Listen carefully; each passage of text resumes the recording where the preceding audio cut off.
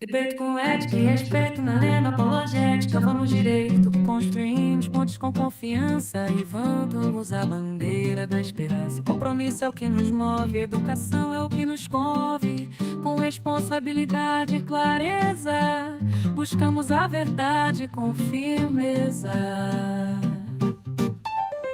Entrevistas e debates sob o sol, na arena apologética.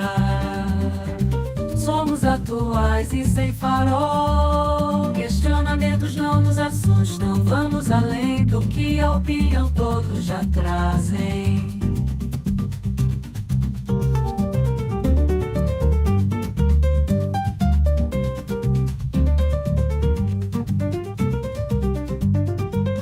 Debate com ética e respeito na arena apologética. Vamos direito, construindo pontos com confiança. Levantamos a bandeira da esperança. Compromisso é o que nos move, educação é o que nos comove. Com responsabilidade e clareza, buscamos a verdade com firmeza.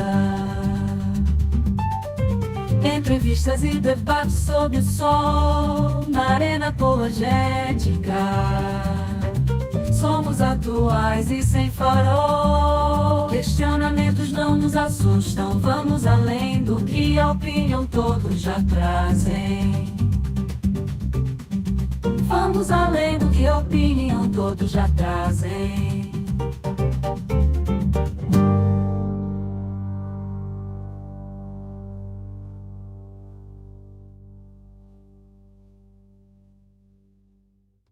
Debate com ética e respeito, na arena apologética vamos direito. Construímos pontes com confiança, levantamos a bandeira da esperança. Compromisso é o que nos move, a educação é o que nos comove. Com responsabilidade e clareza, buscamos a verdade com firmeza. Entrevistas e debates sob o sol, na arena apologética. Somos atuais e sem farol. Questionamentos não nos assustam. Vamos além do que a opinião todos já trazem.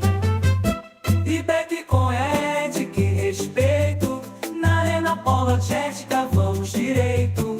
Construímos pontes com confiança, levantamos a bandeira da esperança. Compromisso é o que nos move, a educação é o que nos comove. Com responsabilidade e clareza, buscamos a verdade com firmeza. Entrevistas e debates sob o sol, na arena apologética. Somos atuais e sem farol. Questionamentos não nos assustam. Vamos além do que a opinião todos já trazem. Debate com ética e respeito, na arena apologética vamos direito.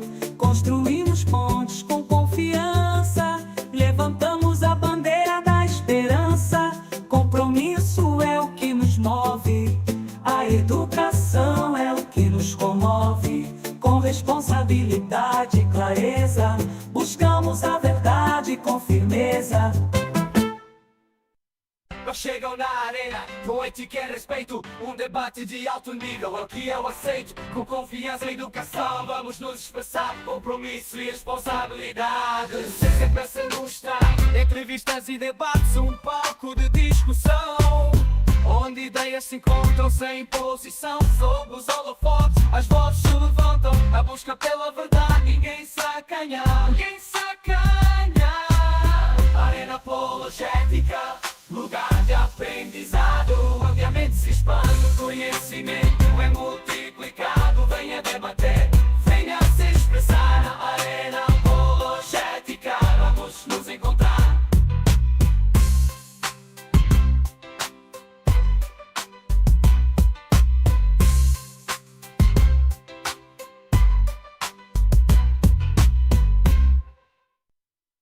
Eu chego na arena com ética e respeito, um debate de alto nível que eu aceito. Com confiança e educação vamos expressar compromisso e responsabilidade, sempre a se mostrar. Entrevistas e debates, palco e discussão, ideias se encontram sem posição. Sob o sol forte as vozes se levantam, a busca pela verdade ninguém se acanha, nem se acanha. Arena apologética, lugar de aprendizado.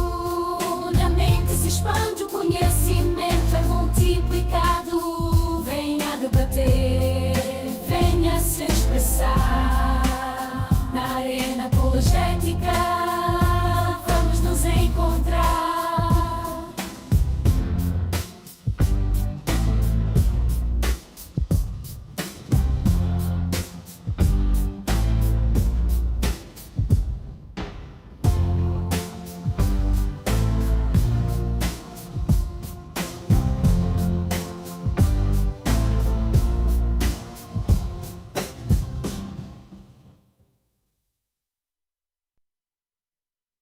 Discussão, argumentação, com respeito e educação. Um debate pra refletir, com compromisso e agir. Entrevistas com sabedoria, debates pra trazer harmonia. Palavras que estimulam pensar, nesse mundo a se transformar. Arena apologética, arena apologética. Debate com ética, respeito e confiança. Arena apologética, arena apologética. Com educação, compromisso e responsabilidade.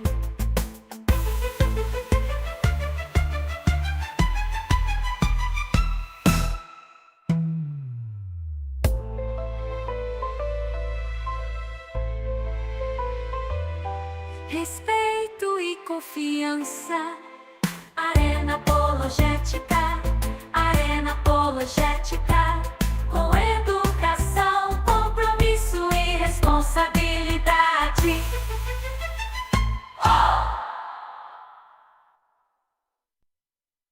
Discussão, argumentação, respeito e educação. Um debate pra refletir, um compromisso e agir. Entrevistas com sabedoria, debates pra trazer harmonia. Palavras que estimulam pensar, nesse mundo a se transformar. Arena apologética, arena apologética. Debate com ética, respeito e confiança. Arena apologética, arena apologética. Com educação, compromisso e responsabilidade. Arena apologética, muitos debates e entrevistas. Arena apologética, muitos debates e entrevistas. Jeová é o único Deus, Jeová é o único Deus. Arena apologética, muitos debates e entrevistas. Jeová é o único Deus, Jeová é o único Deus. Arena apologética, muitos debates e entrevistas. Quem te falou, arena apologética? Conhecimento de alto nível. Jeová, o Todo-Poderoso. Arena apologética, muitos debates e entrevistas. Todo-Poderoso. Arena Apologética, muitos debates e entrevistas. Jeová é o único Deus, Jeová é o único Deus. Arena Apologética, muitos debates e entrevistas. Quem te falou do Arena Apologética? Conhecimento de alto nível. Jeová o Todo-Poderoso. Arena Apologética, muitos debates e entrevistas. Olhe ao Todo-Poderoso. Arena Apologética, muitos debates. Hares Kai Irene tu Kiriu Yesu Cristo Adel Faimu. Que satisfação, senhoras e senhores, está iniciando mais uma live aqui para vocês com muito carinho, compromisso, responsabilidade. Bem, senhoras e senhores, algo inusitado está acontecendo em um canal cristão. Estamos recebendo agora um satanista, não sei se é assim que falam, satanista, luciferianista, alguma coisa assim. Ele vai explicar melhor para nós. Não é a live principal. Esse aqui é apenas uma live, uma pré-live para vocês saberem, conhecerem quem que tá vindo aí, né? Conhecido como Mestre Liam. Mestre Liam é o seu nome. E aqui no Arena Apologética a gente não tem preconceito, né? Apesar de termos uma convicção, apesar de sermos cristãos, aqui na Arena Apologética a gente dá oportunidade para até os diabólicos poderem fazerem as suas proposições, né? Brincadeiras à parte. Gente, é óbvio que de acordo com a nossa cultura isso soa de forma hilária, né? Mas vamos ver na prática como que é isso. Então, eu vou ver aqui no chat, temos a presença do Pedro Régio, temos a presença do Flávio Ramalho, querido Wesley Mendes Kinder, presente, obrigado, essa música foi feita com inteligência artificial. Eita, nós. Um abraço, querido Wesley. Bem, senhoras e senhores, sem mais delongas, eu já quero chamar o convidado, é uma live curta, é uma live pequena, apenas para ver como que é as ideias, né? A gente tem que conhecer, gente. A gente tem que conhecer, né? Ou você tá com medo? Ah, eu tô com medo porque ele tem poderes. Ele é o cara que, enfim, eu não sei. Então, chega de enchimento de linguiça e chama a vinheta. Então, depois da vinheta, ele vai estar ao vivo aqui comigo. Solta a vinheta.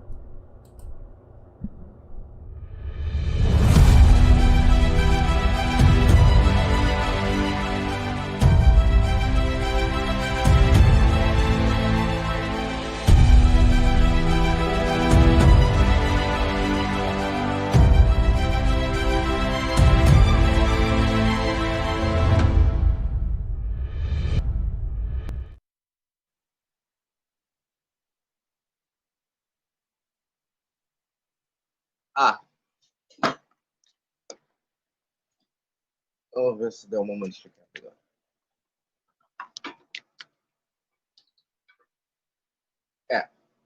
Então vai lá.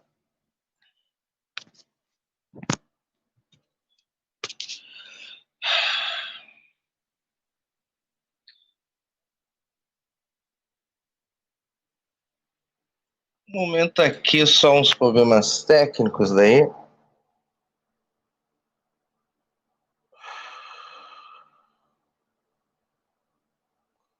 O cara fonte.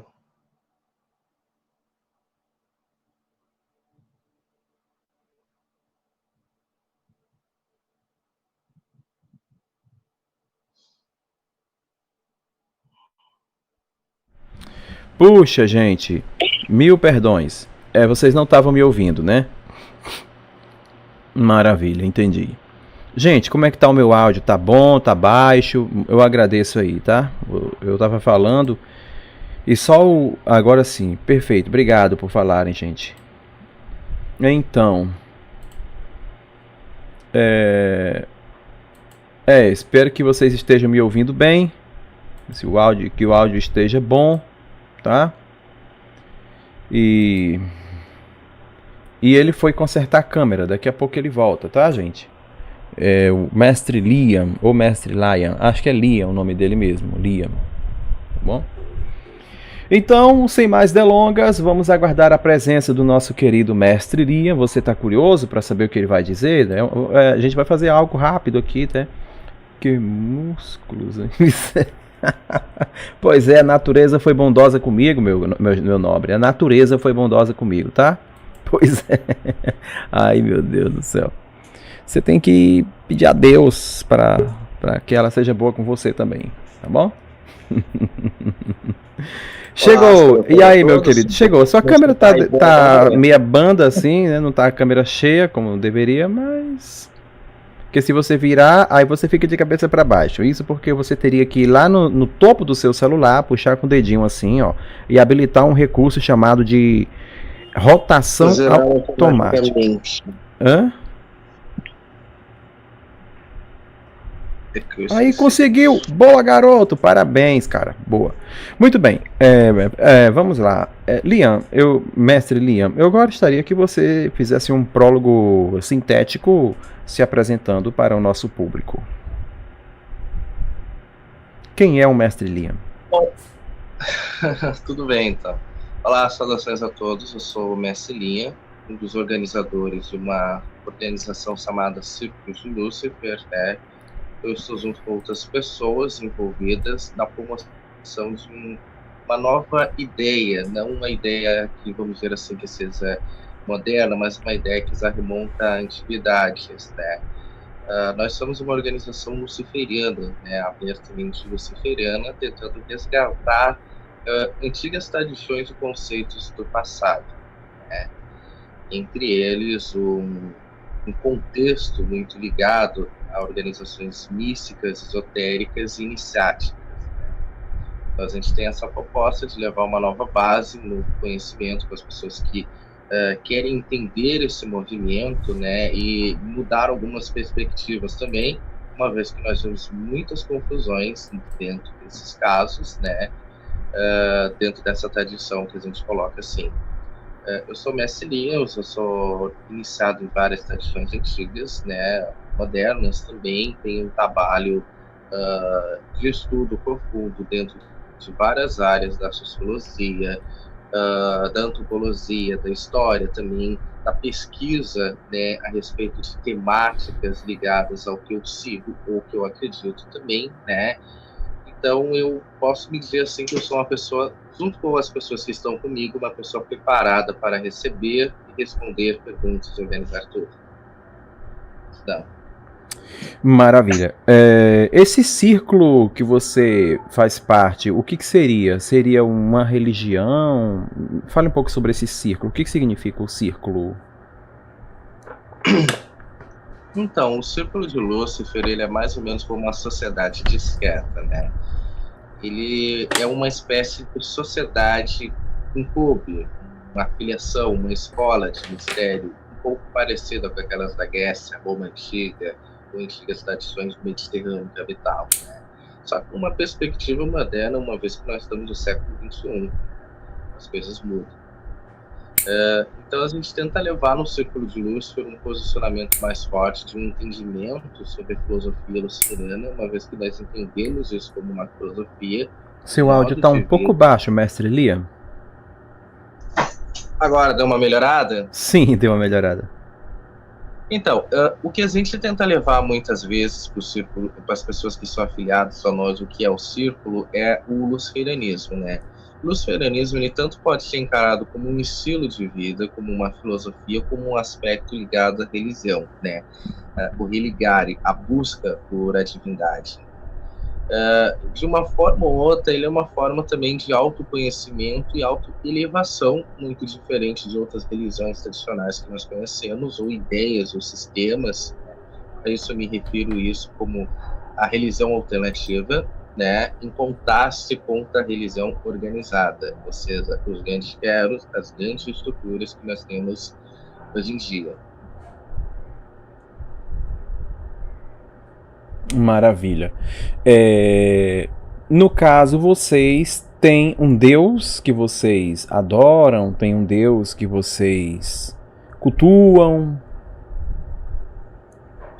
Bom, então, nós somos luciferianos e nós acreditamos na ideia, na possibilidade de Lúcifer, né? Lúcifer em si, para nós temos que levar em consideração que a palavra Lúcifer é um termo latino, né, traduzido da Vulgata como São Jerônimo, e que não literalmente constitui-se a divindade ou ideia ou conceito antagônico que foi colocado nos livros tidos como o Antigo Testamento, mas simplesmente usamos a temática ou o nome Lúcifer por ter uma simbologia parecida. Então, esse é o grande ponto. Há muito tempo atrás, as religiões de mistério, elas lutavam e existiam muito presentemente dentro das culturas no entorno de Canaã. Então, o conceito de dualidade que existia naquele tempo, ele estava entrelaçado principalmente com o imperialismo da época, né, a saber, a captura de Israel por Nabucodonosor, né, e a Babilônia em si como sendo um foco principalmente da deusa Estar. Sabemos que em Canaã nós temos a deusa Astreia, nós tivemos o culto da antiga divindade a Sera também. Depois, mais tarde, nós também tivemos Ísis no Egito, nós tivemos Estar, né, e Nana, que são correspondências muito óbvias, talvez para um antagonismo que nós temos visto naquele conceito de luta colocada. Embora o luciferianismo não se coloque exatamente também como um antagonista, né, mas como uma revelação mitológica de religiões comparadas e de tradições do passado. Maravilha. Interessante. Então quer dizer que você está fazendo uma repescagem da cultura, dos tempos das pessoas bíblicas, dos hebreus, desse povo, dessa época. Você está fazendo tipo essa repescagem, quer dizer, voltando, resgatando esses valores espiritual, esotérico, tidos, obviamente, por conta da cultura hebreia, como um povo pagão, né, adorador de outros deuses, tal, que ali tinha Baal, tinha Astarotes, tinha Moloque e outros deuses que compõem, não sei se esse panteão, quer dizer, tinha um deus supremo e uns deuses menores, né, uma hierarquia. E você está resgatando essa questão, não é isso? Eu estou entendendo? É mais ou menos isso mesmo? Questões antigas, sim. Deixa eu ver aqui. As pessoas estão gostando do seu assunto, porque nós que estudamos teologia, nós, obviamente, não somos profundos nessas divindades, entre aspas, porém, nós conhecemos, né? Então, você que está fazendo essa busca de forma mais específica, obviamente, você tem bastante informações mais precisas e até mais ampla, o que desperta muito a nossa curiosidade em saber. Obviamente, nós não adoramos deuses dessa forma, mas a gente respeita e queremos ouvir bastante. E devido ao seu conteúdo estar sendo de relevância boa, eu queria que você melhorasse o seu áudio para que as pessoas pudessem te ouvir, né? Colocar um fone de ouvido, de repente melhora, né? Mas enfim, eu quero dizer que fique à vontade, tá? Seja bem-vindo aqui. Vamos ver agora. Aê, garota, agora sim, agora tá bom. Fique à vontade, tá bom? Eu lhe peço permissão, peço licença para fazer perguntas, não com o objetivo de fazer sarcástico, mas para entender realmente a sua proposição majoritária, para entender como que você pretende aplicar todo esse conteúdo no contexto social. Então, para isso eu te pergunto, qual a relevância desse conteúdo que você está buscando para a sociedade? Qual a importância permita-me respeitosamente usar o termo, qual a importância do Satanás e suas doutrinas, todo o seu movimento para o contexto social? Tendo em vista, obviamente, que a Bíblia Sagrada, né, que é um livro dos cristãos, ela apresenta Satanás como um arqui-inimigo de Deus, quer dizer, de principal inimigo de Deus, de primeiro e principal inimigo de Deus. E você resolve, então, deixar de olhar para Deus e olhar para digamos assim, Satanás, entre aspas. Eu posso até estar equivocando-me na minha pergunta, e você vai ter a oportunidade de fazer as devidas correções. Qual a importância da sociedade, da religião do Satanás, digamos, do Lúcifer, que seria a mesma coisa, né, obviamente? dentro de um contexto Depende etimológico, muito, Lúcifer é um depende termo que depende teria uma muito do conotação ponto, sim. boa, né? Mas sim, pode falar, querido. Vamos entender assim um ponto assim bem interessante, né? Nós vivemos num mundo extremamente caótico, um mundo desigual, um mundo desunido, onde certamente grandes pessoas têm buscado alguma forma de espiritualidade que contemple a sua alma ou contemple sua realidade de vida, né? Nós temos visto, por exemplo, o sistema cristão. O sistema cristão ele é uma adaptação do judaísmo, e o judaísmo se encontra adaptado em antigas tradições que vão até mesmo em ponto dessas tradições neopagãs, né? Isso é comprovado antropologicamente. Por exemplo, a palavra kadosh, quando você fala, né, que é muito usado pelos grupos cristãos, ela faz referência no cultura egípcia, no nome, para a divindade Kadosh, que era uma deusa adorada no Egito Antigo. Por exemplo, quando você pega a palavra eu sou o que eu sou, era um fonema, tradução para os cultos e mistérios de Ísis, né? Quando você tem certas iniciações no judaísmo, você entrava dentro de uma piscina e se jogava lá dentro, que também tem uma referência à cultura egípcia. Por exemplo, a ideia de você pegar e jogar pão para os peixes também, ela também tem uma conotação pagã que remonta à antiga Babilônia e Assíria. Então, o judaísmo em si já começa como um amontoado de crenças, de bases tiradas de várias culturas e colocadas. Por exemplo, você também tem a crença da deusa Asera, que nada mais é do que uma etimologia de Aser, né? Iê, Aser, Ien, né? Serão os nomes tidos como dos nomes da divindade. Mas a fonética em si é que, antropologicamente, essa divindade ela se coloca como um elemento antigo. Depois ela é adaptada pelas culturas posteriores. E o cristianismo em si, ele não é um movimento unificado, né? O cristianismo ele vai se basear em diversas seitas pré-cristãs, né? E através da luta dessas várias crenças pré-cristãs, nós temos o estabelecimento do Concílio de Nicéia, que vai definir os limites da igreja e destituir todos os outros grupos que não estivessem presentes naquele concílio, né? Inclusive, era um concílio que não tinha nem o último, não tinham pessoas ligadas puramente até que eram os mais íntimos da igreja, como a história coloca. Mas, a partir desse concílio, nós temos depois o concílio de Irene, que vai ser a divisão entre igreja ortodoxa e igreja cristã, né? Então, mais tarde, você tem 1500 e alguma coisa, você tem Martinho Lutero, João Calvino, que não eram teólogos, literalmente, eram políticos, né? Eram pessoas revoltadas com o sistema da igreja e acabaram criando organizações cristãs, né? O único que estudou um pouco de teologia foi o Martinho Lutero, né? Mas o Martinho Lutero, a gente sabe que tem uma história muito tensa, complicada, né? Inclusive, ele mesmo era um antissemita, né? A história nos conta isso, né? E então assim, é um contexto de que onde se encaixam esses parâmetros, na verdade, porque você tem um culto que se adapta de outro culto e depois você tem esse terceiro culto que vai para um quarto, depois você tem a luta entre a Igreja Católica, você tem a luta entre a Igreja Ortodoxa, que está fragmentada em mais ou menos 20 organizações, copta, ortodoxa e etc., bizantina, né, egípcia e tanto vai.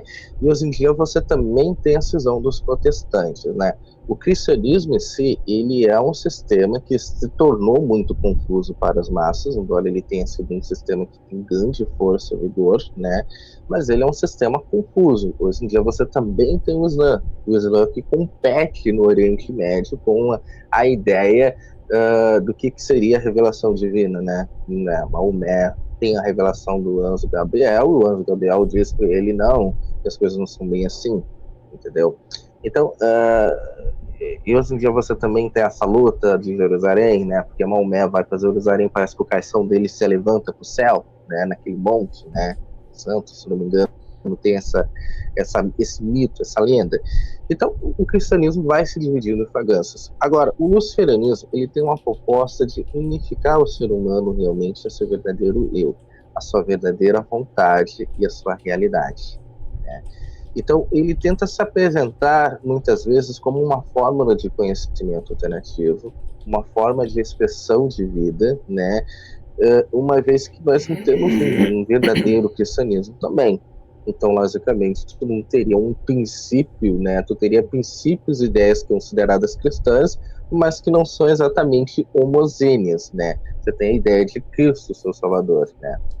Mas, continuando assim, o luciferianismo tenta trazer uma nova revelação mística, né? E ele não é uma religião revelada, logicamente, como o hinduísmo, outros cultos, mas ele é um culto que tem uma revelação mística, uma revelação pessoal. E através desta revelação pessoal, desse elemento pessoal em si, ou dessa correspondência do segredo, do culto ao corpo, a materialização do eu, ou uma forma de que você não tem um tipo de pecado, um tipo de tabu, um tipo de questão que seja confusa, normalmente, para a sua vida, como um dogma tal, as pessoas acabam aderindo a essas tradições mais modernas, vamos dizer assim, baseadas em um tornamento, uma reconstrução, do que literalmente seguir posicionamentos mais profundos, às vezes, como questões dogmáticas e até mesmo de tantas divergências religiosas que nós temos encontrado. Ok, deixa eu te perguntar, o que é Deus para você, o Criador do universo? Quem é Deus para você? Olha, nós temos que entender o conceito de Deus como uma enorme ambigualidade, né? Porque nós temos monoísmo, politeísmo, nós temos tradições dualistas, como o zoratrismo também. Eu não acredito que a divindade em si ela possua um corpo, né? Eu não acredito que a divindade às vezes possa possuir um gênero, se ela realmente existisse. Eu me considero como um ateu, de maneira nenhuma. Eu acredito em uma força superior, mas eu acredito que a grande força superior também, ela tem as suas características de liberdade, as suas características de entendimento da vida, uma vez que a própria vida e o fluxo dela não podem ser controlados, né? Mas a divindade, ela pode se manifestar em tudo. Então, eu tenho um conceito muito mais dualista e panteísta das coisas. Você vê Deus como um ser soberano, criador de todas as coisas? Eu vejo isso simplesmente, às vezes, como uma ocasionalidade, né? O gnosticismo, não existe um Deus que quer todas as coisas, mas uma deusa que surge antes, né? Eu acredito que eu ficaria um pouco parecido com as crenças gnósticas, mas eu acredito que Deus está acima de todas as coisas, sim, e que existe um plano, existe um mistério, sim. Claro, eu tenho perguntas que são, entre aspas, sarcásticas, não objetivando desrespeitar meramente, mas para colocar lenha na fogueira, e que eu não quero fazer agora, mas eu quero, deixa eu pescar só um pouquinho. É o seguinte, se Deus rejeitou Satanás por ter se comportado de forma reprovável aos olhos da sabedoria eterna, como que um ser humano, digamos, você, decide então, agora, adotar para si ideias de um ser reprovado pela inteligência eterna, um ser, abre aspas, né, respeitosamente, deplorável dentro de uma ótica estabelecida por uma inteligência eterna, a saber, o próprio Criador do universo, ou seja, ele é soberano e superior. E ele resolveu, de acordo com o que narra o texto, toda a cultura bíblica, apresenta Satanás como um ser caído, um anjo caído. E aí você não estaria trazendo a escória rejeitada por Deus para o seu universo de espiritualidade? Isso não lhe tornaria diminuto? Então vamos lá, vamos entender uma coisa. Muitos aspectos da religião são apenas culturais, são apenas expressões de uma nação, né? Quando você vai entender, por exemplo, a divindade mais antiga que nós temos, o sistema monoteísta mais antigo que nós temos o culto a deusa mãe, a Vênus. Lúcifer, pela tradução etimológica, é constituída como a Vênus, né? E a Vênus foi um culto matriarcal que surgiu desde o período pelótico, né? Há 20 mil anos. Nós temos esse culto se desfazendo e se tornando em si uma espécie de panteísmo para seguir ao politeísmo, com várias divindades antropologicamente colocadas e em religião comparada com essa divindade central, que é o culto da deusa mãe. Então já começamos aí que nós temos uma divindade que existiu no mundo todo central. Essa divindade que surgiu no mundo todo central tinha o nome de Vênus, que é um nome, inclusive, antagônico colocado no Vênus. Mas nós não temos uma perspectiva do judaísmo surgindo somente a partir do ano 3000 antes de Cristo, né? Por exemplo, e os outros 10 mil anos, 5 mil anos, isso é a ideia, o conceito de Deus, ele não existe, mas o contexto dessa Deus existe. A partir do 1º século ao 2º século, nós temos os escritos gnósticos. Os escritos gnósticos nos revelam que existe uma luta dual, ele vai copiar o sistema zoroastrista, porque o primeiro sistema a colocar uma antagonia foi o zoroastrismo, né? A presença de Satã, por exemplo, até no livro de Jó, ela só existe quando os judeus têm uma conexão com o zoroastrismo. Então, o que nós temos visto assim, no gnosticismo, você tem essa perspectiva de que existe um Deus criador, né? E esse Deus criador era malvado. O nome dele era Baote. E você tinha essa deusa máxima suprema, que era Sofia, a Samote, em hebraico, né?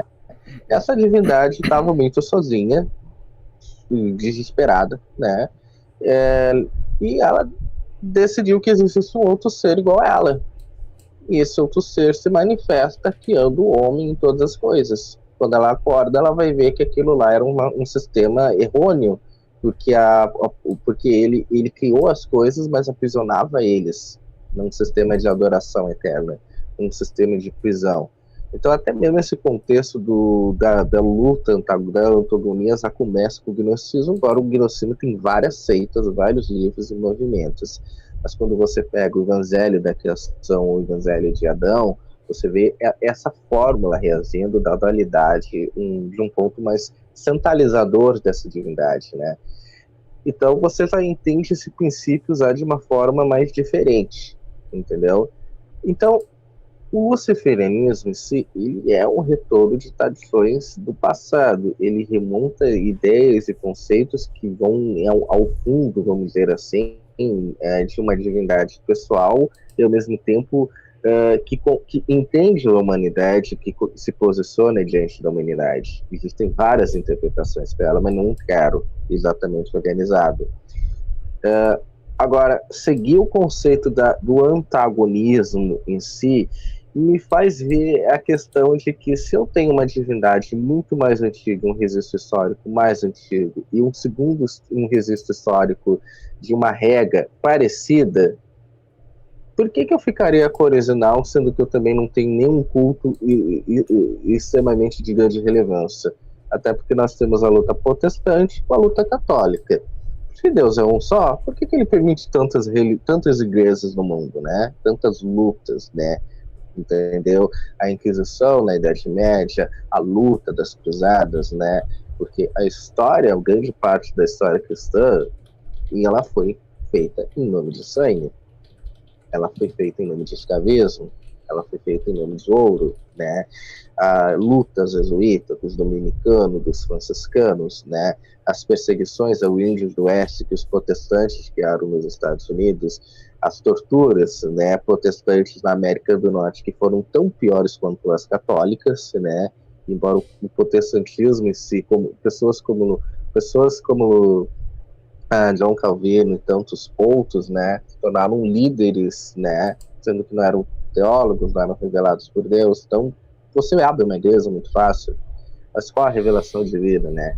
Então, são princípios que nós temos que levar em consideração. Se eu tenho fato histórico, se eu tenho fato comprovado, pessoal, literalmente seguir o outro lado me parece ser uma perspectiva um pouco mais correta. Maravilha. Deixa eu te perguntar aqui agora, uma outra pergunta. Como que é os seus cultos religiosos? Como que é as suas invocações? Você já chegou a ver, já presenciou, já chegou a ver presença, sentiu presença? Você tem como provar isso? Que Satanás já se fez presente ou alguma coisa assim? Sentiu a sua presença? O que ele disse? Como é ele? Ele é igual a esse cara da thumbnail? Então, eu tive experiências místicas realmente há muito tempo atrás que me levaram a questionar muitas questões minhas pessoais, né? A partir disso, eu conheci outras pessoas que também tiveram esse tipo de experiências místicas, esotéricas, vamos colocar assim. Então, a partir desse princípio geral, eu comecei a conversar com outras pessoas e vi que realmente existia uma dupla realidade além dessa, né? Eu sempre fui, no começo da minha vida, eu era uma pessoa muito mais ateísta, né? Eu não acreditava em fatos místicos, sobrenaturais. Com o passar de certas provações, por exemplo, de eu escutar, ver coisas, vozes até mesmo, eu comecei a perceber que realmente existe um mundo além do mundo que eu literalmente acreditava, o que a sociedade me mostrava em si, né?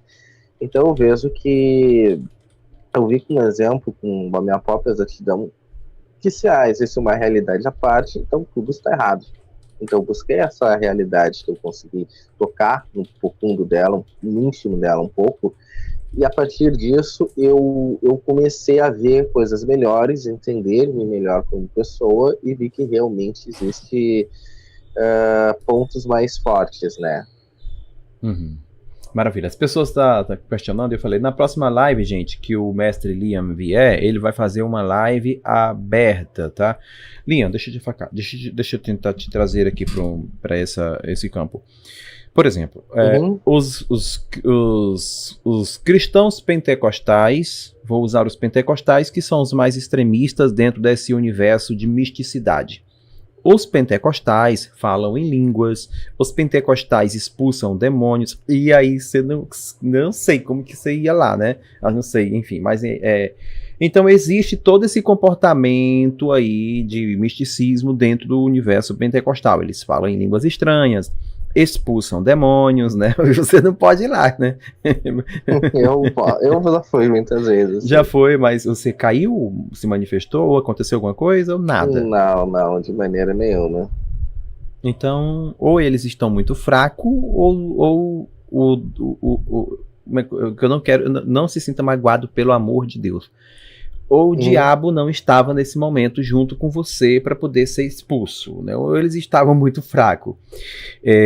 Um dos dois. Ou eles eram... Eu sei. É muito difícil, gente. É complicado isso, mas vamos lá. Quando você faz o seu culto ao diabo, o que acontece? Ele vem... Diga para mim. Vamos agora ser íntimo como pessoas íntimas que conversam de forma... Faz de conta que o Brasil não está te vendo. Faz de conta que estamos sozinhos, sentados num banco, na esquina de uma rua, conversando. Tudo bem, de boa. Quando você diz assim, bicho, apareça, eu te adoro, eu te invoco, não sei como. Eu digo bicho por conta dos meus princípios religiosos. Eu não quero falar o nome Satanás, né? Eu digo, Deus, eu te invoco, mas bicho, como que é a sua... O que acontece? Como que você fica? O que vem? Vem alguma coisa? Ou será que é algo psicológico que acontece? Diga pra mim. Tá bom, vou colocar aqui alguns pontos literalmente, né? A crença do luciferianismo é uma coisa que envolve muito mais o contexto da matéria, né? O luciferianismo não acredita em tabus, ele não acredita em dogmas muitas vezes. Então, assim, nos nossos cultos, por exemplo, eu não posso falar de todos, porque eu represento apenas a minha organização, um princípio reconstruído. Tem pessoas que, infelizmente, têm tendências que eu considero errôneas, erradas, sabe? Minha ponto de vista, minhas ideias como pessoa, né? Nos nossos cultos, nós celebramos cultos negros, né? Nós celebramos adorações ao homem, à divindade do homem, né? A nós mesmos, principalmente, como pessoas, né? E também temos essa perspectiva de adoração simbólica e real à figura de Lúcifer como a divindade antiga que promove o amor, promove a liberdade e o ensino e o conhecimento eterno. seria uma espécie de gnose, né, que a gente poderia colocar assim, né, esse termo é usado ainda hoje, né. Então, em nossos cultos nós temos um princípio que poderia lembrar muito uma igreja, às vezes, mas de uma forma muito mais cerimonial, uma vez que existem várias pessoas que ocupam cargos da cerimônia em si. Por exemplo, nós temos sacerdotisas femininas, nós temos a presença de um sacerdote masculino e uma feminina, ou uma feminina apenas. A presença do sacerdote masculino, às vezes, pode ser útil ou não, e existem outras pessoas, por exemplo, as pessoas dos nossos cultos, elas não ficam normalmente sempre sentadas, existem danças, existem cerimônias entre essas próprias pessoas, entendeu? Então quer dizer que quando você está fazendo o culto, as pessoas estão dançando, estão com velas acesas, com pedaços, com luzes acesas, incensos, então é todo um culto mesmo acontecendo ali, né? E esse culto, ele é atribuído a? Ele é atribuído a Lúcifer. A Lúcifer. O que, no caso, o Lúcifer é aquele cara da Bíblia mesmo que caiu, não é isso? Algumas pessoas podem colocar isso, literalmente. Existe essa expressão dentro de alguns grupos luciferianos de ter oposição, literalmente. Mas para nós mesmos, nós vemos muito mais como uma forma de anticultura, né? Então, nós utilizamos essa expressão do Lúcifer, normalmente, às vezes, assim, como um aspecto de uma dualidade, de rebelião, mas de iluminação também, conhecimento, né? A palavra Lúcifer significa portador da luz, né? Então, a gente tem essa questão de iluminismo, às vezes, de visão filosófica muito mais, mas tem a perspectiva divina, sim. Maravilha. Ser, sim. Que bom. Permita, querido, eu te interpolar. Eu falo querido porque, assim, você deve ter muito ódio, né? Tô brincando, tá brincando. Por favor, tô brincando. Não, é que... Permita-me eu fazer... Você me dá liberdade de brincar com você? Você me dá liberdade de brincar com você? Então, você deve ter muito ódio, você não pode me chamar de querido, né? Como eu sou da luz, como eu sou da paz, você é das trevas, você tem que ser o exemplo, o espelho daquele que você segue, né? Brincadeira, cara, brincadeira. Enfim, mas assim, você não cultiva a violência, você não nada disso, né? Não, eu não cultivo nenhuma forma de violência, eu cultivo debate, o diálogo sempre. Eu acredito que a violência nem sempre é um dos métodos para você alcançar as formas que você deveria alcançar. Né? Uma vez que você faz com que a própria comunidade oposta que você ataque se revolte contra você sem motivos, e você, certamente, para toda ação nesse mundo, você tem uma reação. Tem um cara que ele é muito famoso. Não espere atacar algo e não ter retaliação. Gente, como eu estou entrevistando alguém inusitado, né? Eu nunca, enfim, eu já entrevistei umbandistas. Eu penso que é bem diferente, porque umbandistas, eles não vão admitir que estão cultuando ao diabo, eles pertencem a um grupo de religião e, enfim, é bem complicado. Já o luciferianista, não sei se é assim que fala, ele admite categoricamente, eu cultuo, né, ele cultua a Lúcifer, né, ele diz categoricamente. E primeiramente eu acho isso corajoso, um ser humano. Claro que se nós nos aprofundarmos na ontologia do homem, em todos os aspectos envolvendo a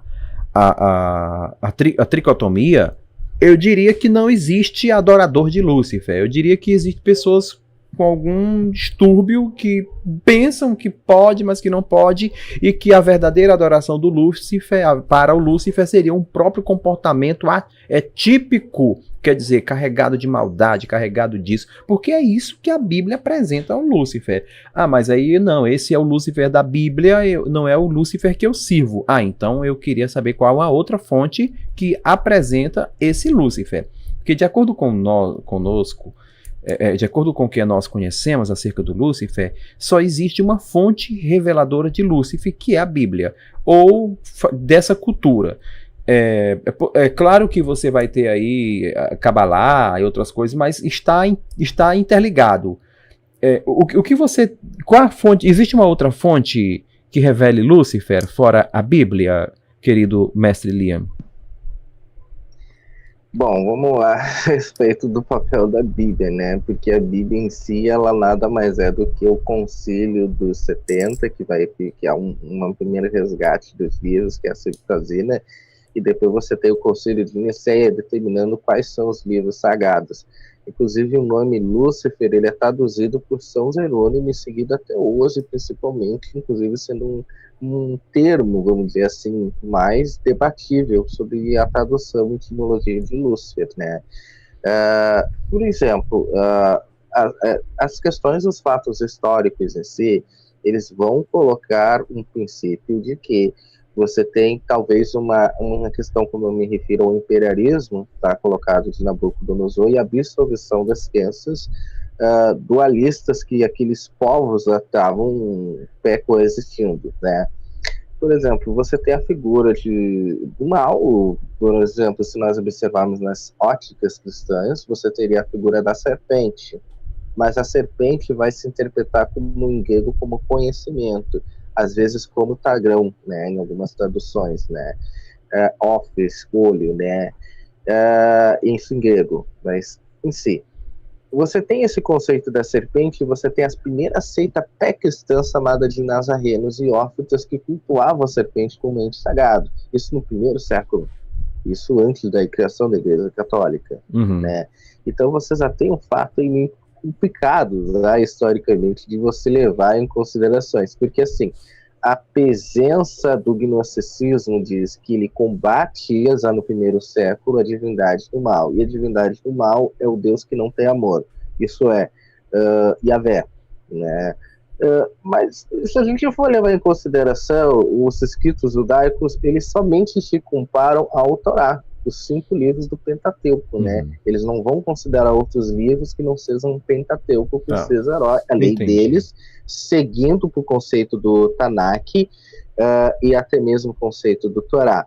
Então, o que a gente está querendo colocar aqui para vocês é, vocês interpretam Lúcifer, mas só que vocês interpretam Lúcifer com maneiras ambíguas, diferentes. Se nós tentamos levar uma narrativa antropológica, histórica e racional sobre esses cultos e sobre essa ideia e identidade.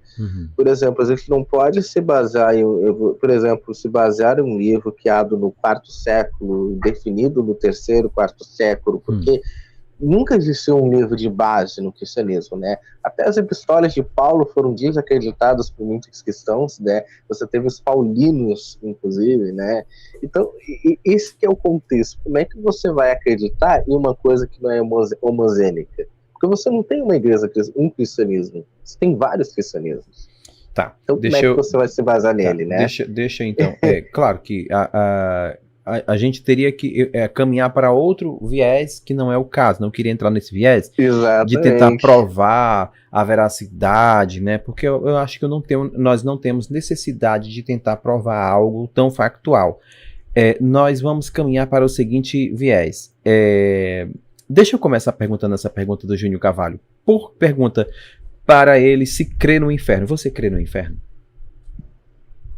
Infernos, inferior. Claro, inferno, né? No sentido religioso, né? Claro. Sim, etimológico, sim. A gente sabe que inferno é sepultura.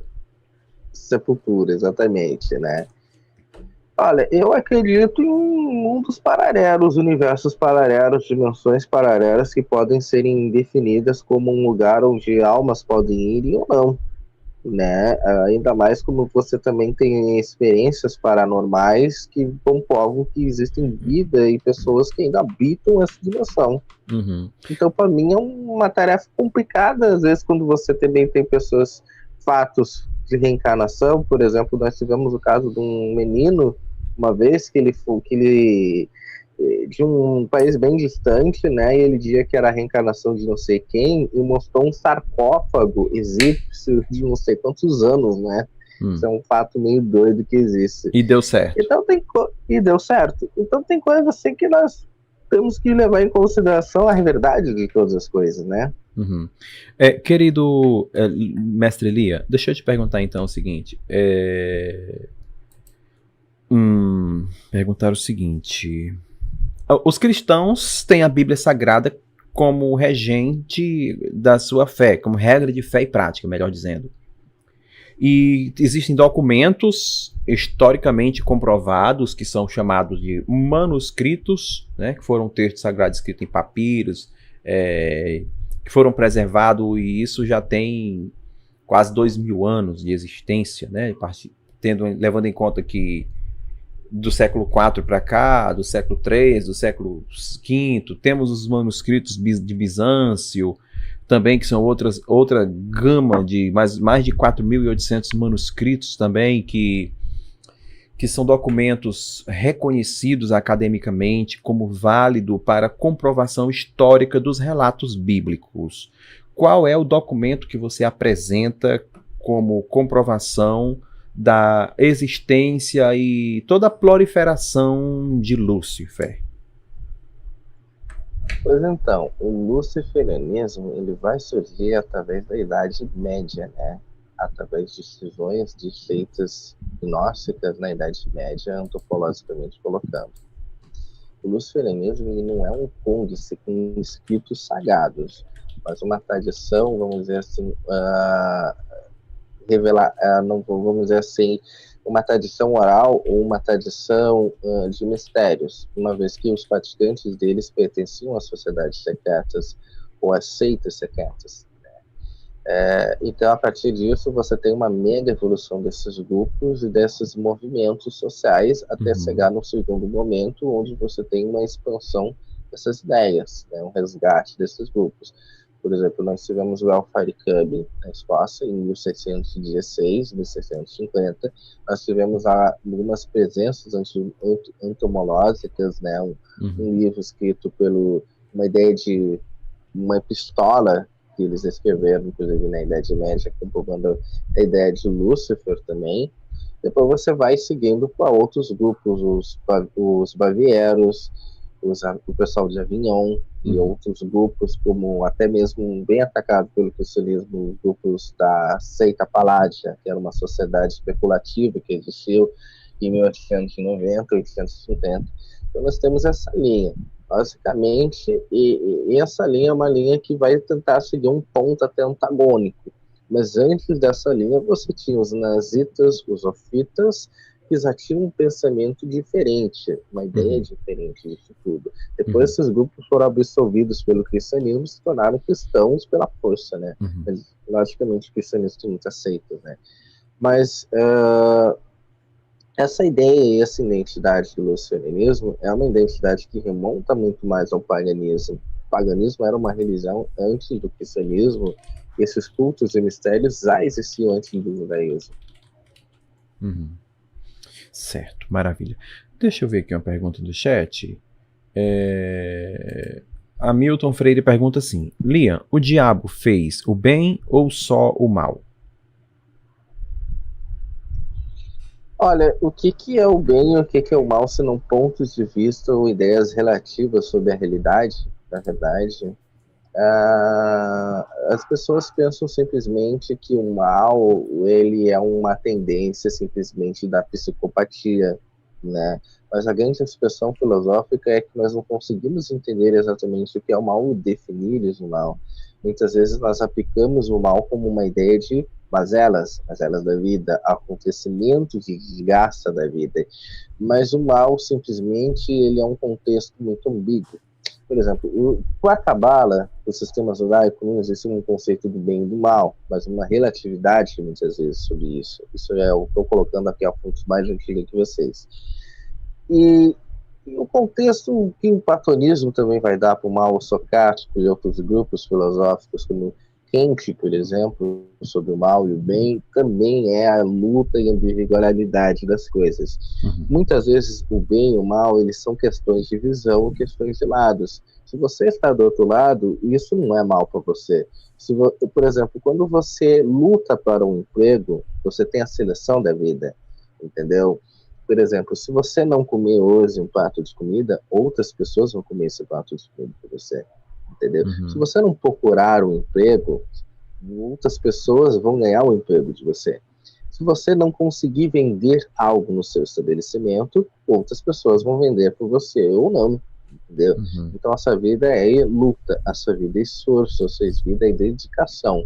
E através de toda essa essa questão que nós recebemos da nossa vida, nós vamos entendendo que bem e mal podem serem coisas relativas, porque se você não conseguir andar rápido no seu carro, às vezes, né, para fazer um compromisso da sua vida e ultrapassar o trânsito, você não consegue fazer tarefas do seu dia a dia, você fica preso, entendeu?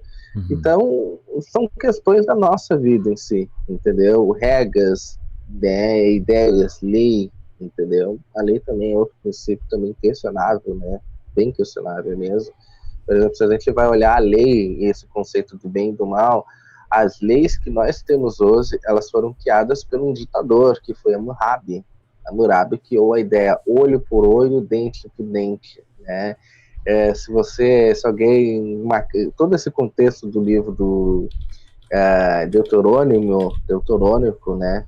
Eu acredito que foi essa repetição desses escritos que ele coloca, nada mais são do que os escritos de Hammurabi, entendeu? É os mesmos escritos lá colocados, né? A lei do talião, né? E Hammurabi foi uma das pessoas mais cruéis que a gente tem também notícias hoje em dia, porque ele pegava as pessoas e torturava elas, os prisioneiros de guerra dele. Então, uma pessoa que torturou e se tornou ditador, o rei, através da força, criou um sistema de leis para governar, né? Você vê que os ditadores sempre criam leis, né? Você fica perdido a respeito do que é regra, do que é lei, do que é moral, bem e mal. Essas pessoas cruéis criam coisas, né? Uhum. Deixa eu fazer uma pergunta assim. O que é o bem? O que é o bem? Ou qual a sua origem? Eu acredito que o bem também vai ter esse relacionamento também muito prático, parecido com o conceito que eu coloquei, né? Uhum. Se você tem uma menina e você a conquista antes de outra pessoa, você tem o bem do seu lado. Você tem amor, entendeu? Então essas perspectivas do bem, por exemplo, eu posso impedir uma pessoa dela ir para uma casa, para um lugar que eu considere isso ruim, que ela vai se destruir. Eu estou cometendo um erro, uma coisa que pode ser mal para essa pessoa, mas de repente é algo bom, porque no final das contas ela acaba se salvando de um assalto, de um problema de brigas, entendeu? Um aconselhamento. Então, acho que essas questões elas estão muito relativas, sabe? Uhum. Embora eu acredite nos princípios da cívica, às vezes, e dos atos humanos. Uhum. A Bíblia vai narrar uma história de um ser que andava sobre pedras preciosas e tudo mais. Enfim, a Bíblia não oferece uma única resposta definitiva para essa questão complexa acerca da questão da origem do mal.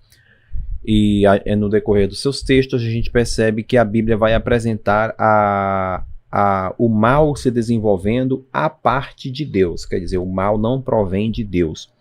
Deus deu permissão, de acordo com a sua soberania permissiva, para que o mal exista e... Enfim, eu não vou me transparecer um herege, né, se eu continuar falando, né, porque algumas pessoas podem não me compreender. Mas eu quero perguntar para você o seguinte: aquele ser que andava no livro de Ezequiel, que também está escrito no livro de... não me recordo, Ezequiel e Isaías também fala sobre isso, que andava sobre pedras preciosas e que ele caiu. Jesus disse: eu vi Satanás caindo do céu como um relâmpago. Lembra que está escrito isso? E por esta razão qual? De ter visto ele caindo sobre a terra. Eu vos dou poder e autoridade. Aí ele vai fazer alusão ao poder e autoridade, dizendo para pisar serpentes, expande de figuras, né? Aí, o que acontece? Porque eu já te fiz pergunta semelhante ao que eu queria perguntar. Então, a origem do mal, ela se dá a partir da desobediência a Deus. Se essa proposição bíblica para você tem sentido, como que você lida com essa proposição da Bíblia, que apresenta a origem do mal como a partir da desobediência a Deus? Ou seja, um homem desobedeceu a Deus, começou a ter fluências de maldade, ou fluidez de maldade, melhor dizendo. Bom, a desobediência, né? Esse é um fato muito interessante que faz a gente relevar alguns pontos, né? Primeiro a gente tem que voltar para a figura de Deus, porque Deus pode matar e mandar com que os israelitas roubem os egípcios e fique tudo bem, entendeu? Então volta a dizer o que é bem e mal, né? Desobediência e obediência representam apenas o lado que eu me encontro que aparenta ser o certo, não que realmente as regras definem esse lado como certo. Davi vai se deitar com um homem e vai ser santificado por Deus. Salomão tem várias esposas, concubinas, e vai criar uma vida diversificada e ao mesmo tempo vai ser resgatado, entendeu? Vai ser a mesma pessoa, inclusive. Sacou a mente e rouba a primogenitura do seu irmão, né? E Israel nasce, a ideia de Israel nasce. Nunca existiu uma ideia de tipo, não faça isso, entendeu? Mas como foi lá, ele roubou, pela promessa que eu fiz com outro, vou ter que te aceitar igual.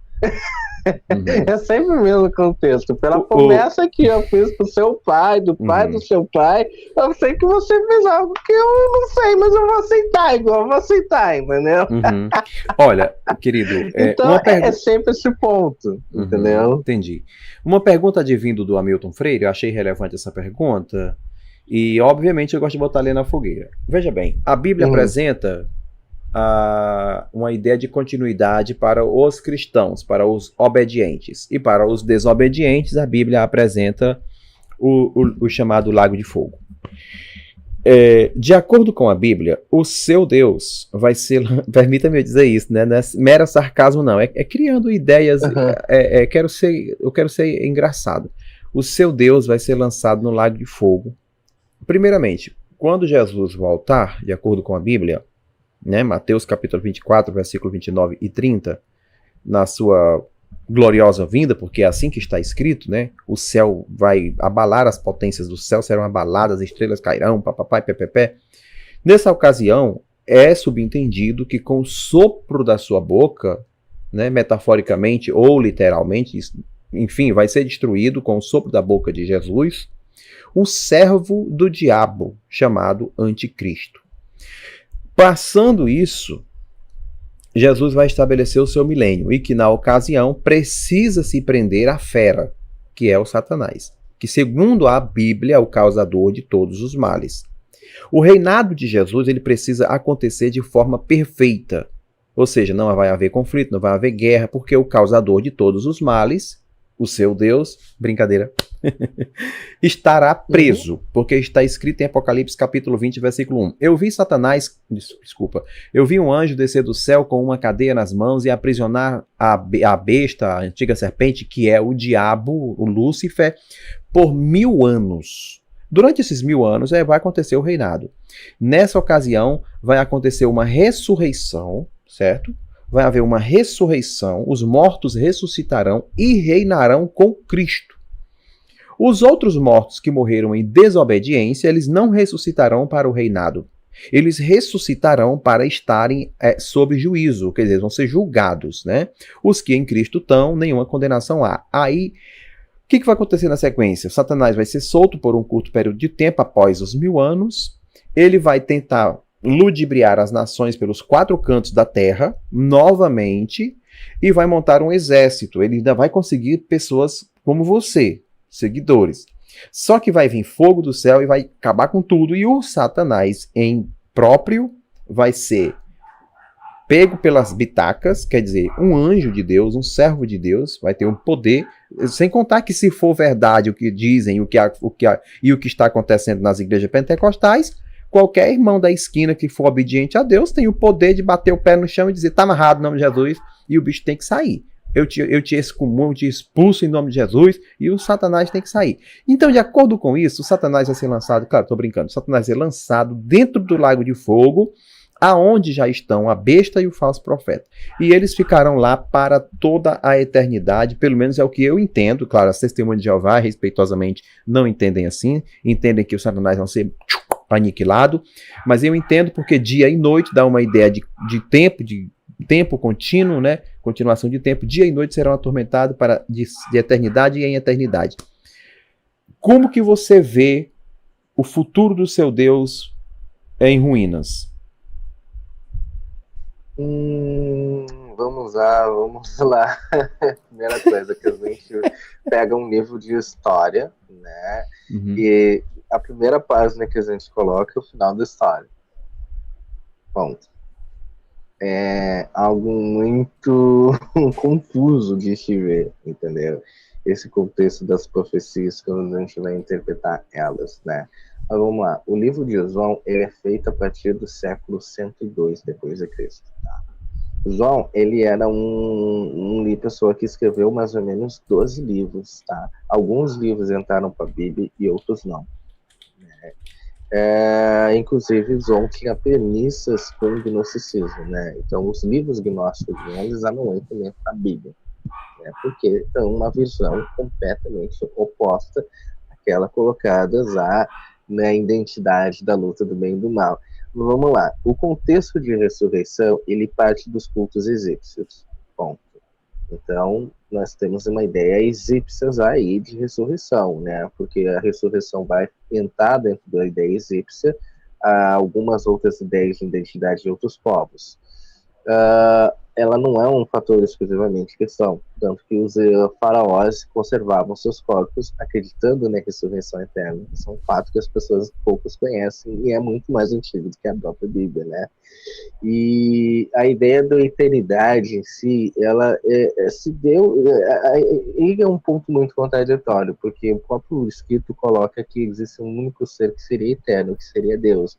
Mas como as almas, Satanás, o anticristo seriam seres eternos, na verdade, o contexto da apologética cristã é o seguinte: os judeus vão se unificar e vão criar um sistema religioso, e o judaísmo vai ser o sistema dominante do mundo, né? E daí você tem essa perspectiva sociopolítica que vai beirar identidades de extrema-direita, né? Mas você acredita que o judaísmo vai conseguir ser unificado através e vai tentar ser a religião mundial? E através disso seria e viria o Cristo para os judeus. Então teria que ter um Cristo para os judeus, porque a ideia do livro de Apocalipse não é a luta do satanismo, do luciferianismo contra o cristianismo, não. Ela é a ideia de que o anticristo seria o fruto ou o ventre proibido dos judeus. Entendeu? Então, nós começamos aí com um ponto completamente oposto. Se você acredita que o Templo de Jerusalém deve ser reconstruído antes da vinda de Cristo, né, que não estará nos céus, na Nova Jerusalém, como o livro promete, você acredita que esse templo tem que ser reconstruído, então você acredita que esses milagres são obra de uma força maligna, e que literalmente a presença do quarto templo, quinto templo, como as pessoas interpretam, seria o assentamento do anticristo, uma vez que o anticristo só pode ser assentado no trono de Deus, ou seja, Jerusalém, né? Teria que se tornar o governante supremo de Jerusalém, e a ideia de que Jerusalém e os judeus governariam o mundo, porque essa que é a ideia. Entendeu?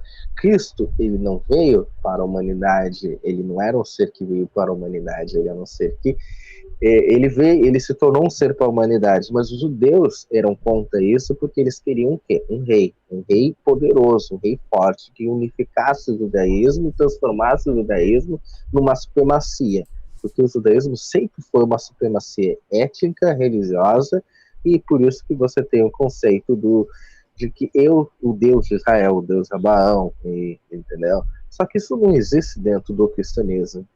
O cristianismo já vai colocar uma premissa de que existe uma salvação atemporal e espiritual, e o judaísmo não. O judaísmo diz, não existe isso, não existe céu e inferno. Vocês vão ressuscitar para a redenção do último dia, e Jerusalém será unificado e nós vamos viver. E o Tanakh está lá falando um monte de coisa, o Talmud falando um monte de coisa, né? Colocando isso, né? E daí você tem o cristianismo. Não, peraí, vai existir um plano de salvação. Eu vou morrer e eu vou salvar todo mundo aqui. Porque através da minha morte, vocês vão ver que existe vida além da morte, entendeu? E quando eu mostrar para vocês e mostrar para vocês que existe vida além da morte, eu vou me tornar um guardião de vocês para que vocês possam receber o plano, melhor, um plano de vida, um plano de escapatória. Uhum. Por isso que Jesus foi ridicularizado pelo Deus, meu reino não é desse mundo, né? Uhum. Então você tem constrói esse tempo em 3 dias da cruz, né? Por que Cristo foi crucificado? Porque blasfemava contra o tempo sagrado dos judeus, o poder religioso, místico, né? Que os judeus tinham naquele tempo, né? Então o cristianismo sempre vai considerar a luta contra o judaísmo. O inimigo dele foi o judaísmo, não nós, entendeu? Até porque nós nunca fomos organizados, né? Como um culto. Por que a pergunta que passou aqui no chat do rapaz, esqueci o nome dele. Por que isso é uma pergunta, responde rápido. Você já ouviu a voz no seu ouvido? Como assim, voz? Mestre Lia, eu sou o diabo, eu sou Lúcifer. Olha, não é exatamente dessa forma. Não? Como que seria? Como que é a voz do capiroto? Na verdade, a minha primeira revelação que eu tive espiritual, eu duvidei, eu não acreditei. Não acreditou? Eu não acreditei. Como E daí foi? a segunda vez eu exigi provas dessa força. Como foi? Provas espirituais. Você pode dizer pra nós? Bom, as provas que eu exigi foram uns testes para me mostrar realmente que existia algo além disso. Uhum. E ela realmente me mostrou. Como que foi? Conta pra nós. Foi num sonho. Alguns fatos sobre mim e minha vida que iriam acontecer. Algumas revelações. Entendi. Então, você teve uma pessoa revelou pra você, usada, ou foi o próprio que apareceu? O próprio. O próprio. Você chegou a ver com os seus olhos? Sim. Uau, isso é magnífico, porque eu quero saber. Então, deixa eu dar um close aqui em você agora. Conta pra mim. Como era ele, como era a voz dele, como que isso aconteceu? Bom, primeiramente, essa fórmula ela se apresentou para mim de vermelho com muitos véus. Eu não consegui ver o silhueta, o corpo. De Era vermelho. uma voz muito doce.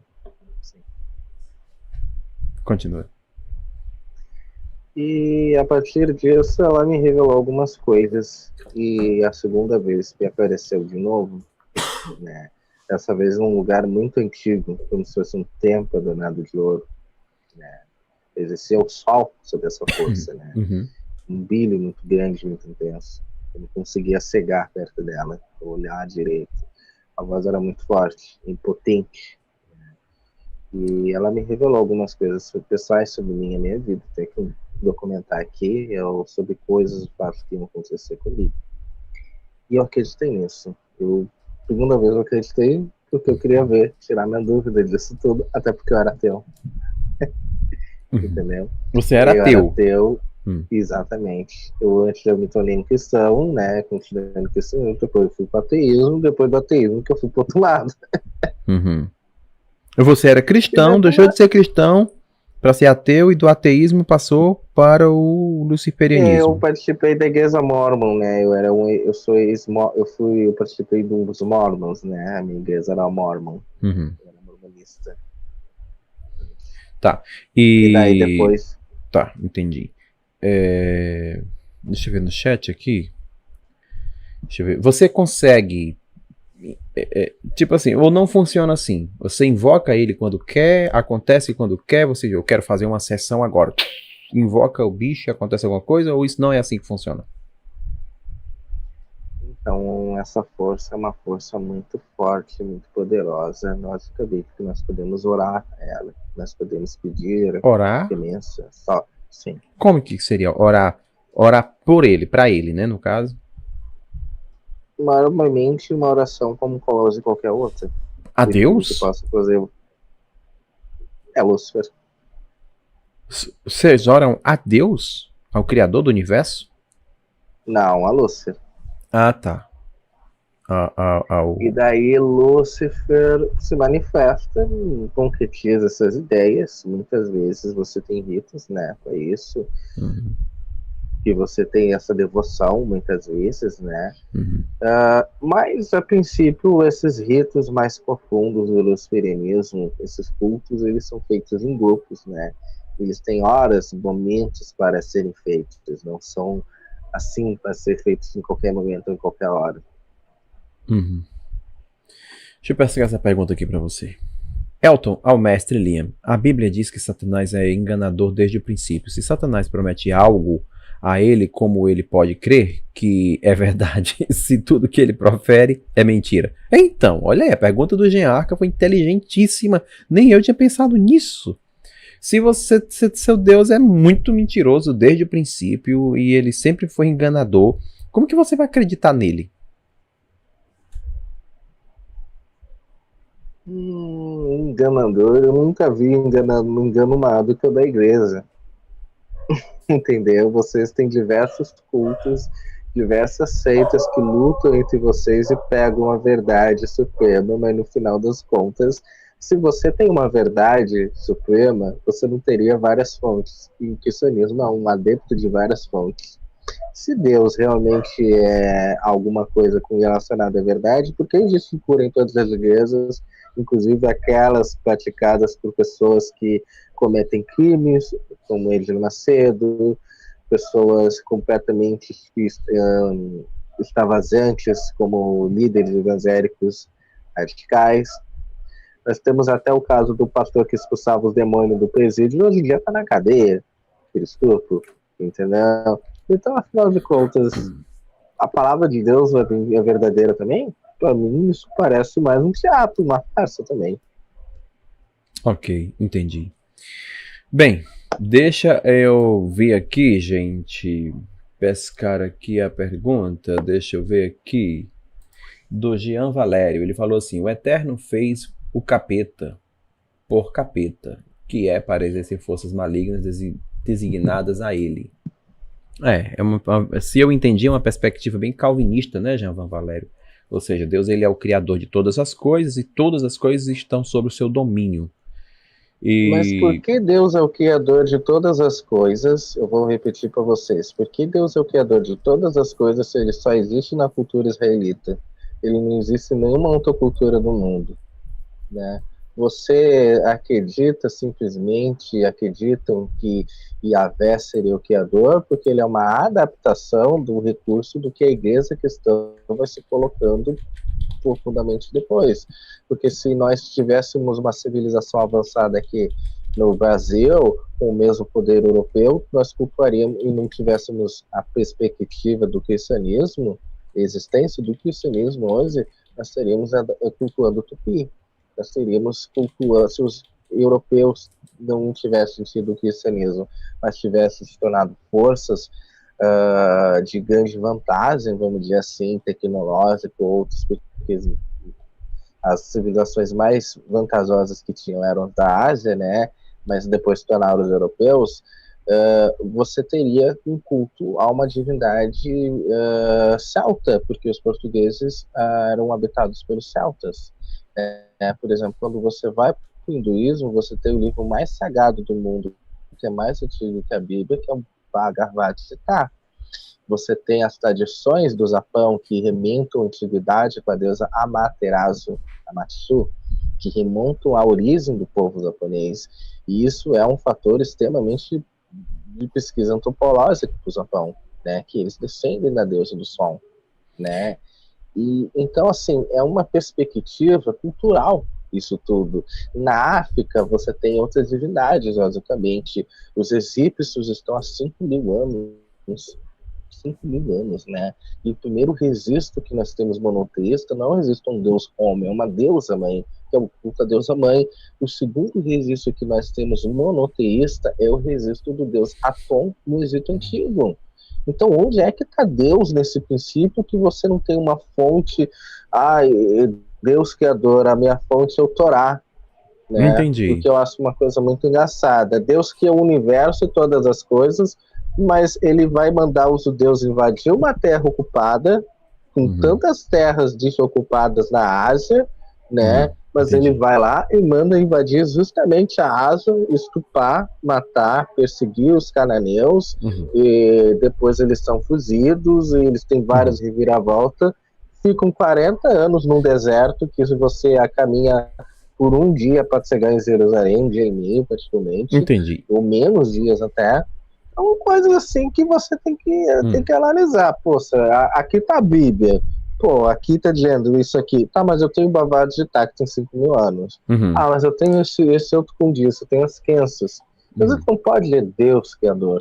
Tá. Eu tô seguindo a divindade criadora pra mim, porque ela remonta muito mais anos que Yahvé.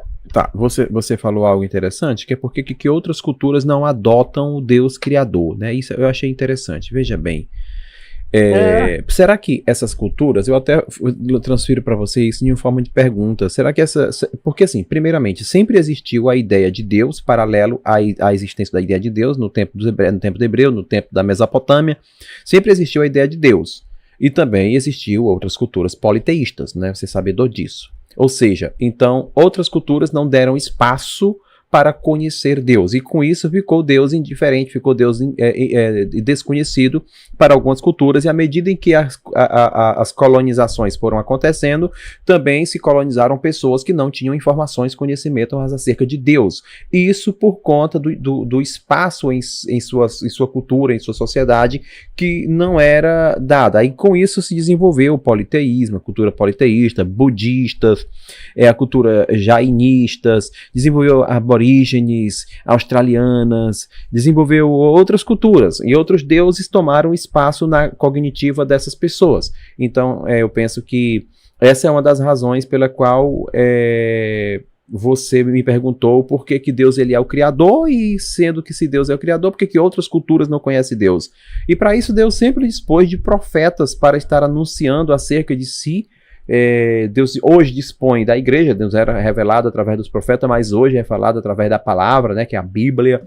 Enfim, então tem toda essa questão, essa dinâmica envolvendo aí o porquê que Deus é não conhecido, reconhecido por outras culturas, porque as pessoas não deram espaço, porque eles já cresceram nessa cultura, entende, né? Colonização, outras pessoas, politeísmo. Mas é que nós não temos nenhum registro. Por exemplo, IHWH, eu sou o que eu sou, é a mesma transliteração países. Isso também, a Sete, né?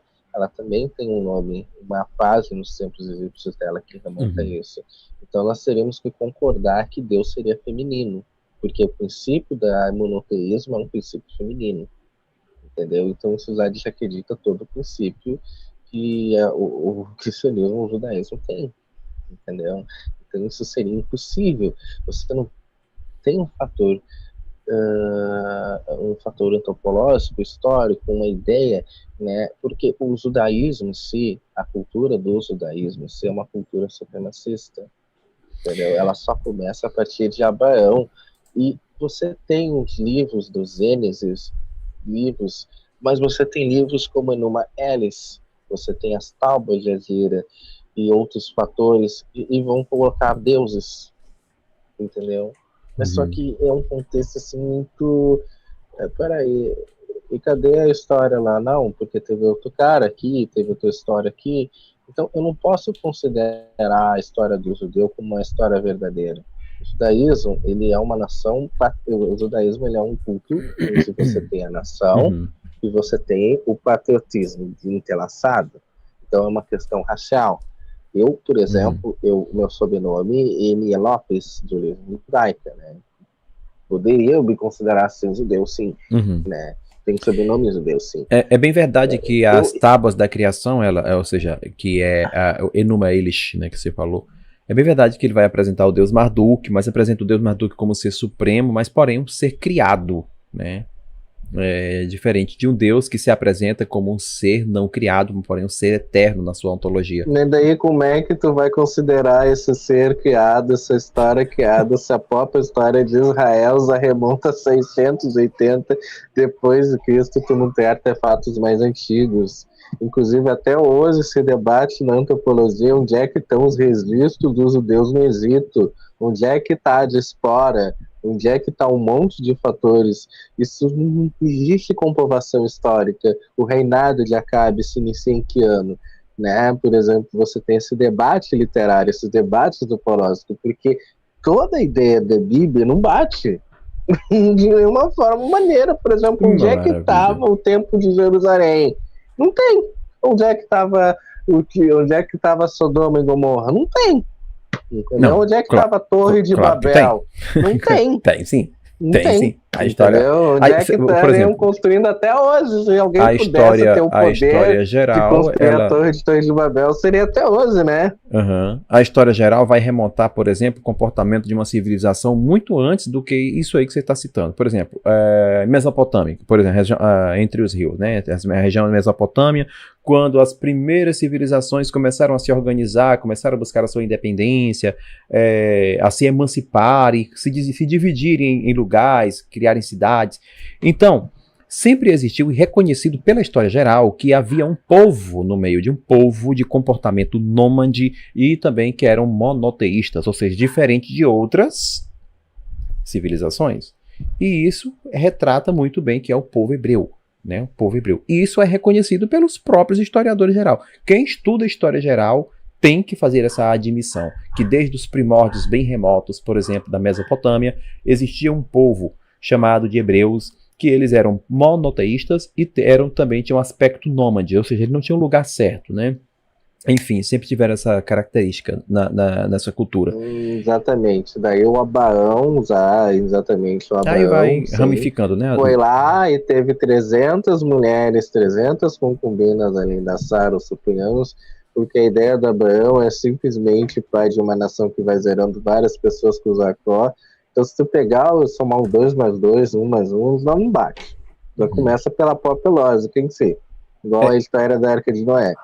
Que maravilha, muito bom isso aí, gostei que você falou disso aí, gostei. Porque assim, a ideia de Abraão ser um pai de uma nação, não é que Abraão não vai ser pai no sentido biológico, né, biologicamente, mas no sentido representativo, no sentido espiritual.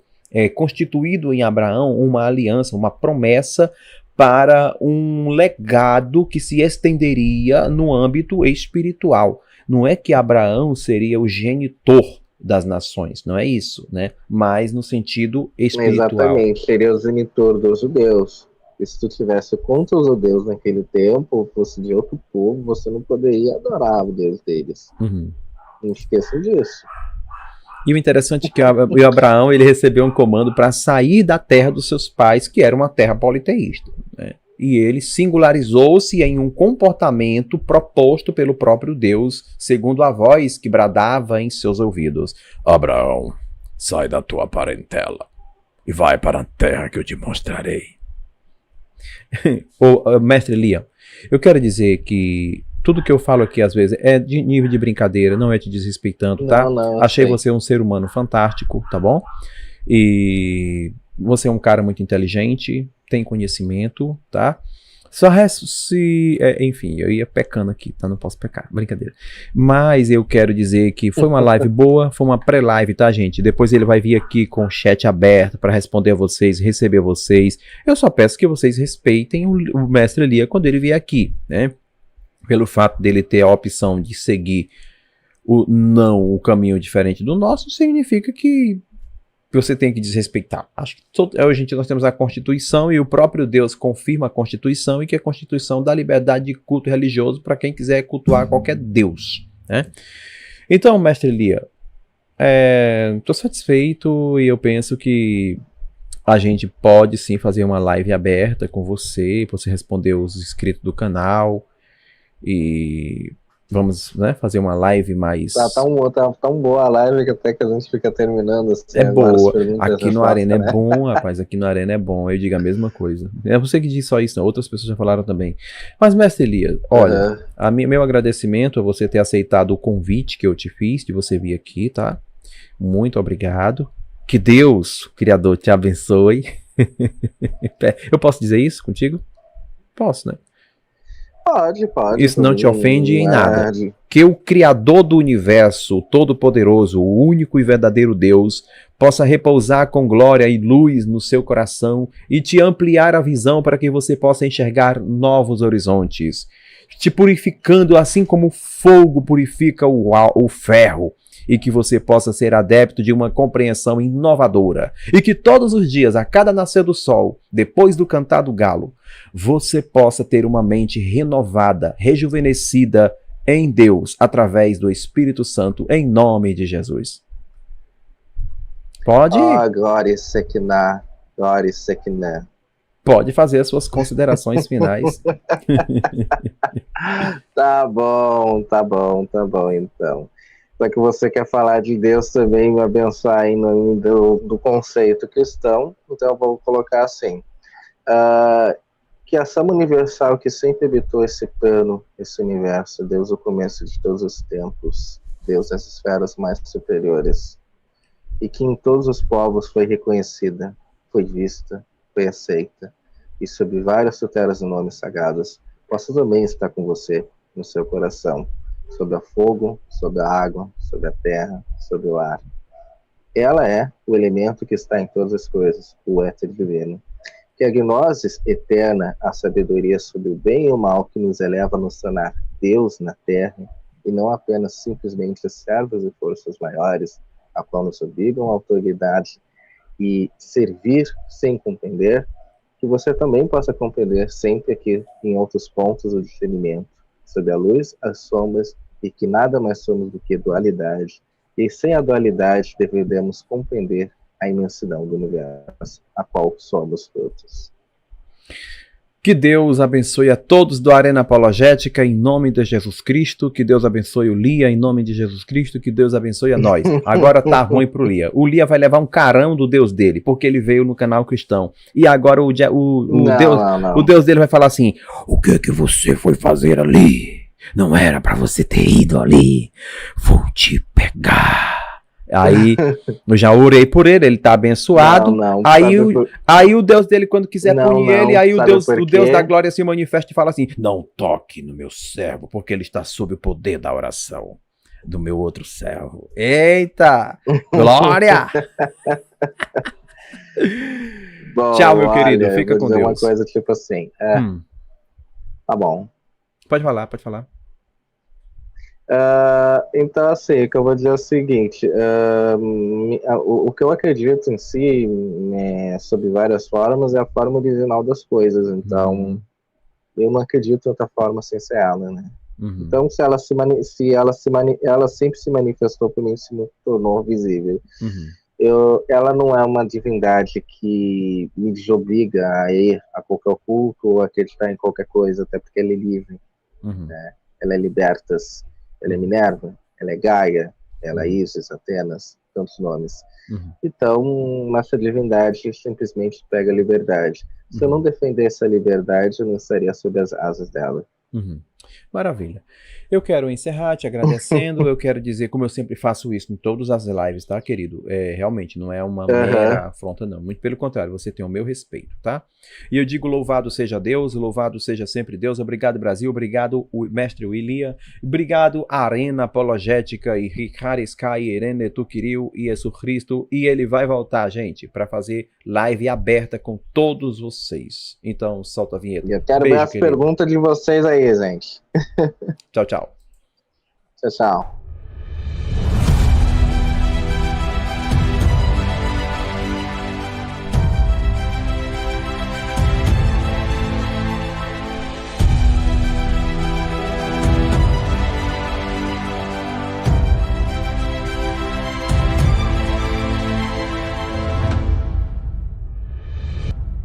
Liberte com ética e respeito. Na Arena Apologética vamos direito. Construímos pontes com confiança. Levantamos a bandeira da esperança. Compromisso é o que nos move. A educação é o que nos comove. Com responsabilidade e clareza, buscamos a verdade com firmeza. Entrevistas e debates sobre o sol. Na Arena Apologética, somos atuais e relacionamentos não nos assustam.